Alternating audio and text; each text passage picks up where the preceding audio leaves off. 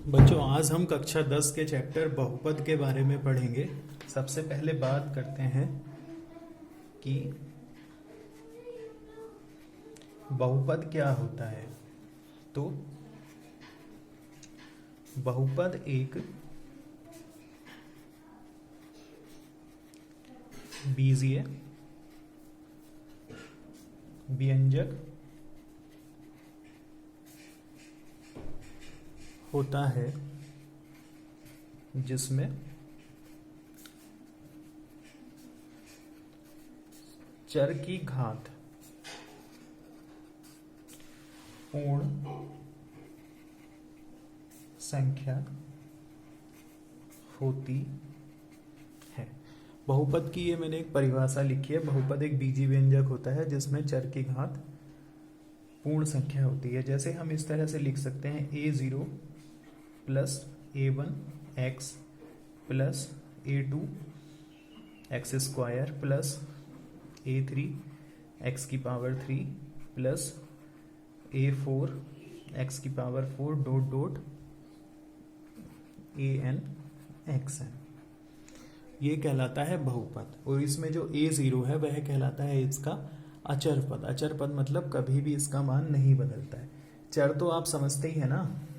चर मतलब वह संख्या है जिसका मान बदलता रहता है, जैसे x, y, z, 3x, 4y, 9p। ये सब चर कहलाते हैं क्योंकि इनका मान समय के अनुसार बदलता रहता है। अचर क्या कहलाता है? 0, 1, 2, 3 डॉट डॉट डॉट। ये सभी संख्याएं अचर कहलाती हैं क्योंकि इनका मान कभी भी नहीं बदलता है। तो बहुपद के कुछ उदाहरण हम लिख सकते हैं बच्चों, जैसे 3x square plus 4x minus 6, ये एक बहुपद है। इसके अलावा 4x प्लस 5 ये भी बहुपद है। ये 10x ये भी बहुपद है। 20p की पावर 6 प्लस 15p की पावर 5 माइनस 12 ये भी बहुपद है। तो ये सभी बहुपद हैं। और यहाँ हम देखेंगे इसमें चर की घात हमेशा पूर्ण संख्या है। यहाँ 2 है, यहाँ 1 है, यहाँ चर है ही नहीं। यहाँ 1 है, यहाँ 1 है, यहाँ 6 है, यहाँ 5 है। अगर कहीं ऐसा लिखा है ना 3/x स्क्वायर प्लस 5x, क्या ये भी बहुपद होगा? नहीं होगा, क्योंकि ये x जब ऊपर जाएगा यहाँ तो ये बनेगा 3x की पावर -2 प्लस 5x, इसलिए बहुपद नहीं है। ये जो है ये बहुपद नहीं है बच्चों। इस तरह से हमें विशेष तौर पे ध्यान रखना होगा कि बहुपद में चर की घात हमेशा धनात्मक होती है। रैखिक बहुपद क्या होता है?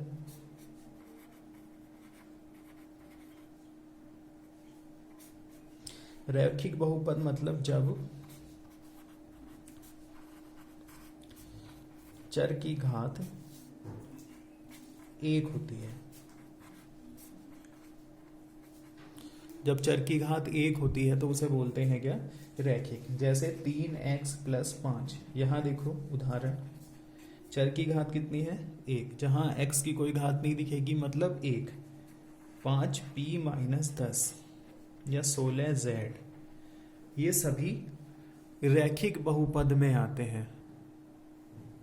इससे अगली बात करते हैं द्विघात बहुपद। द्विघात बहुपद मतलब चर की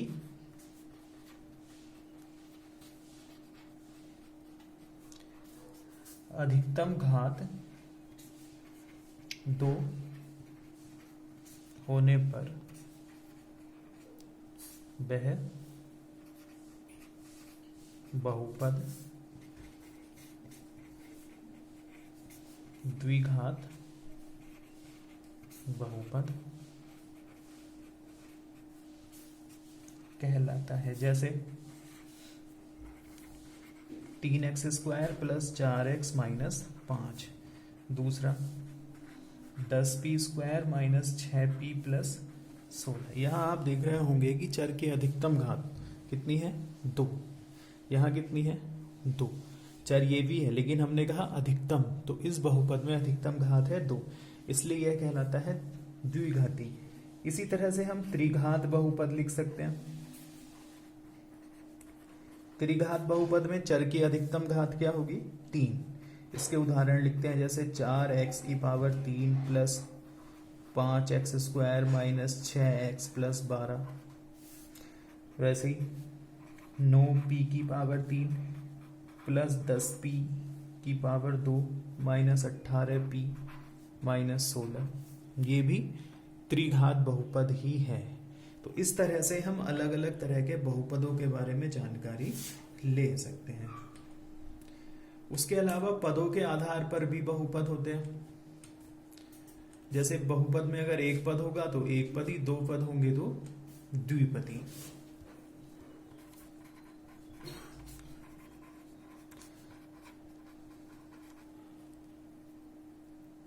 पदों के आधार पर बहुपद, सबसे पहला होता है एक पदी बहुपद। एक पदी बहुपद मतलब जैसे 3x, 5p, 9z, इन सभी में एक पद एक पद एक पद है, तो इनको कहते हैं एक पदी। दूसरा होता है द्विपदी बहुपद, इसमें दो पद होंगे, जैसे 3x + 4, 5p माइनस 16, इस तरह से। एक पद ये है, एक पद ये। पद जो होते हैं बच्चों वो प्लस या माइनस से जुड़े होते हैं। वैसे ही त्रिपदी बहुपद हो सकता है, इसमें आप समझ गए होंगे, 3 पद होंगे, जैसे 9x² माइनस 10x प्लस 5, इस तरह से। चतुर्थपदी, पंचपदी और बहुत सारा पद वाला बहुपद भी। अब बात करते हैं बच्चों बहुपद का शून्यक। बहुपद का शून्यक, इसमें लिखते हैं एक वास्तविक संख्या, एक वास्तविक संख्या के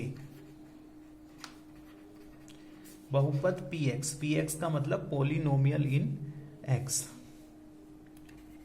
का शून्यक कहलाती है यदि p के बराबर 0। मतलब एक वास्तविक संख्या कोई भी हो सकती है, वो उस बहुपद का शून्यक कहलाएगी यदि p के बराबर 0। p के बराबर 0 का मतलब शॉर्ट में समझना ये है कि यदि किसी संख्या को हम बहुपद में प्रतिस्थापित करें और उसको प्रतिस्थापित करने के बाद बहुपद का मान जो है वो शून्य हो जाए, तब हम उसे उस बहुपद का शून्यक कहते हैं।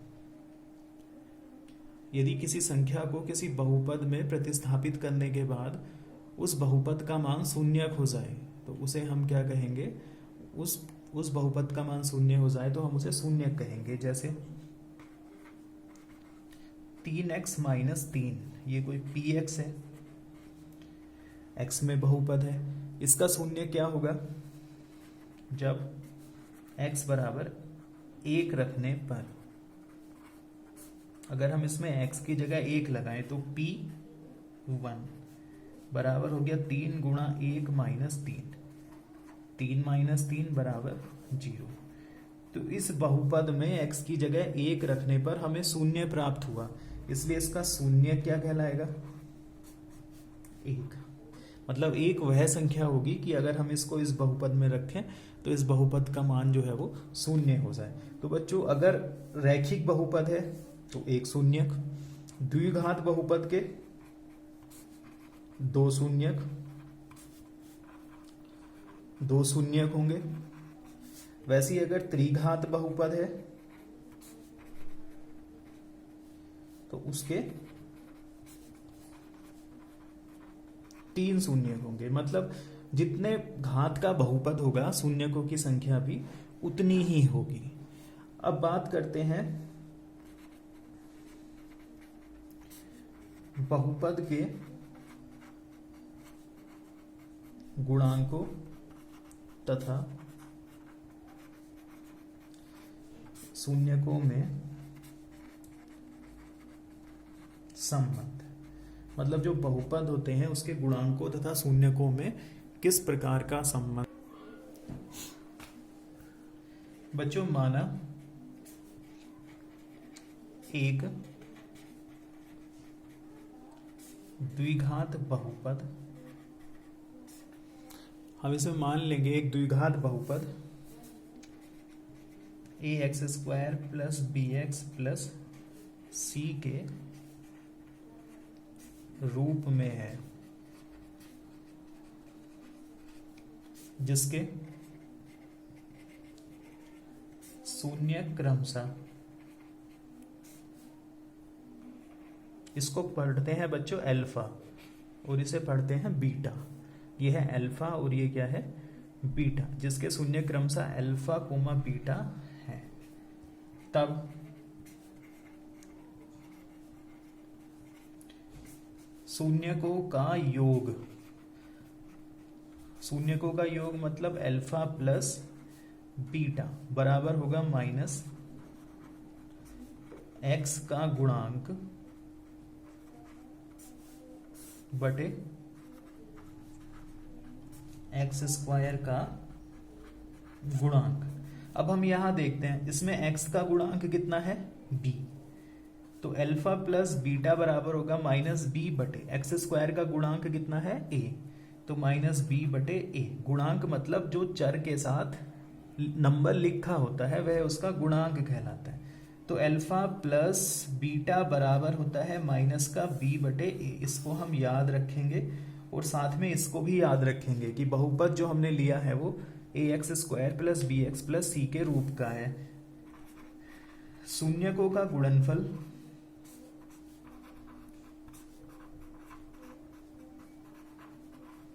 शून्यकों के गुणनफल को लिखते हैं अल्फा इंटू बीटा, वो होता है अचर पद बटे x² का गुणांक। अचर पद क्या है इसका c और x² का गुणांक है a, तो अल्फा इंटू बीटा बराबर होगा c बटे a। इस तरह से हम एक बहुपद के शून्यकों तथा गुणांकों में संबंध स्थापित कर। इससे आगे बात करते हैं बहुपद के निर्माण की। बहुपद का निर्माण माना किसी बहुपद px के शून्यक अल्फा कोमा बीटा है। मान लिया हमने एक px बहुपद है जिसके शून्यक अल्फा कोमा बीटा है, दो शून्यक है इसलिए ये द्विघात बहुपद होगा। तब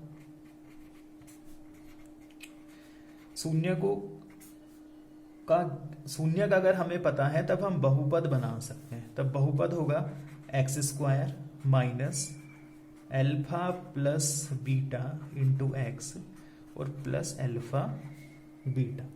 कहने का मतलब ये है अगर हमें बहुपद का निर्माण करना हो तो x² माइनस शून्यकों का योग इंटू एक्स प्लस शून्यकों का गुणनफल।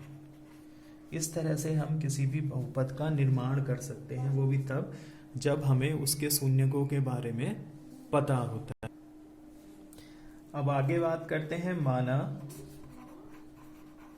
एक त्रिघात बहुपद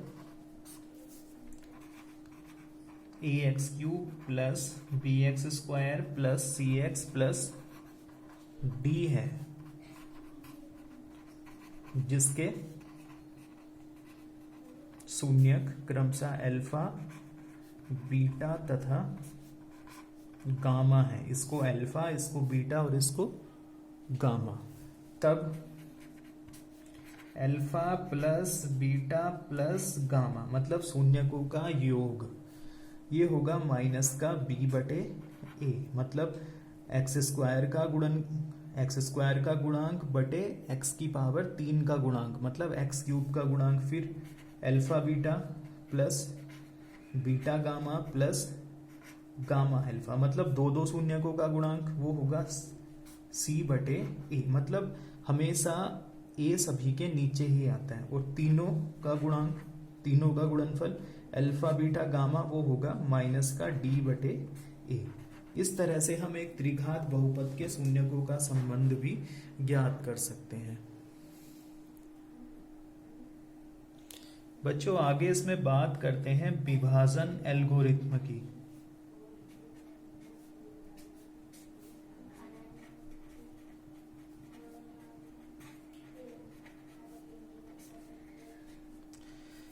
इसमें क्या है, यदि px और gx, एक px बहुपद है और एक gx, कोई दो बहुपद हैं जहां gx जो है वो बराबर नहीं है 0 के, हो तो हम बहुपद qx तथा rx प्राप्त कर सकते हैं कि px बराबर होगा gx गुणा qx प्लस rx, जहां rx बराबर है 0 अथवा rx की घात जो है वो छोटी होगी gx की घात से। मतलब जैसे वो भाज्य बराबर भाजक गुणा भागफल प्लस शेषफल होता है, वैसे ही ये है। यहाँ rx मतलब या तो शेषफल 0 हो जाएगा, और अगर 0 नहीं होगा तो rx की जो घात होगी वो हमेशा gx मतलब जिससे हम भाग करेंगे उससे हमेशा छोटी आएगी। समझ गए? आज के वीडियो में बच्चों इतना ही है। कल से हम इसकी प्रश्नावली को कैसे हल करेंगे उसका वीडियो बनाएंगे।